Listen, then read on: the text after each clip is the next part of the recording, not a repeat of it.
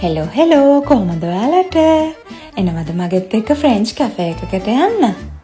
ඉතින් අද මේ අපි ඇවිල්ලා ඉන්නේ රසම රස බ්‍රියෝෂ් එකක් try කරන්න.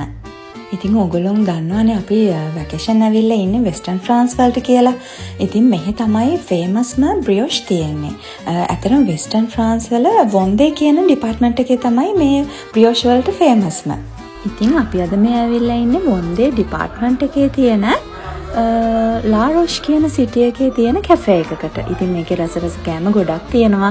මේ තියෙන මම ඔයාලට කිව්ව බ්‍රියෝෂ් එක. ඉතින් ඇත්තටම මම මේක try කරා. හරිම rich buttery flavor එකක් තමයි මේකේ තියෙන්නේ. හරිම soft. ඉතින් ෆ්‍රාන්ස් වල තියෙන අනිත් බ්‍රියෝෂ් එක ඉතින් ඇත්තටම මට හිතුණා මේක හරිම රසයි කියලා. ඉතින් මම මේ පිස්ටාචියෝ මෆින් එක try කරා. මේවත් හරිම රසයි. ඉතින් මේ තියෙන මම ඔයගොල්ලන්ට කියපු බ්‍රියෝෂ් pan එක මේක €590 වුණා. ඉතින් ඔයගොල්ලන්ට try කරලා බලන්න පුළුවන්.